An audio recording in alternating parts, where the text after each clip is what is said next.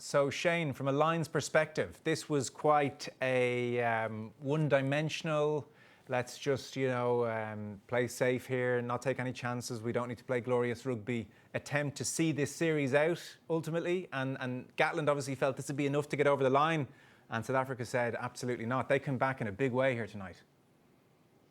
Yeah, I can see why Gatland decided to go with that after the first test as well. And all indications were for the first half that it was working. But a couple of key things happened that derailed the Lions. And one was not being able to catch a ball in the backfield.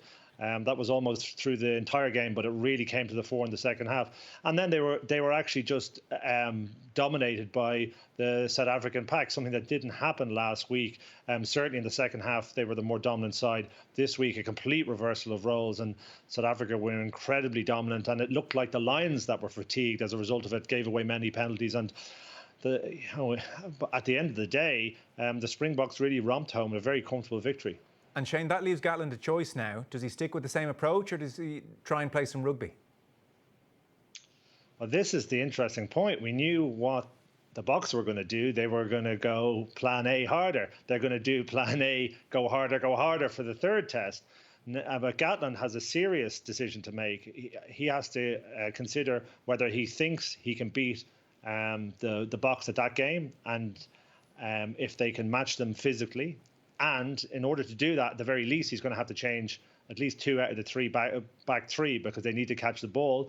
And if they don't do that, they'll have no platform to do anything with.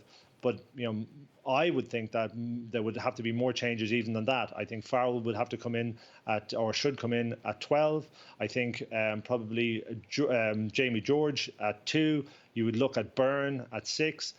I think you have to play a bit more rugby to beat this South African team because they'll only be getting better. And I think the way to beat them is a slightly different method than I think Gatland thought he'd get away with in the second test, and he never did.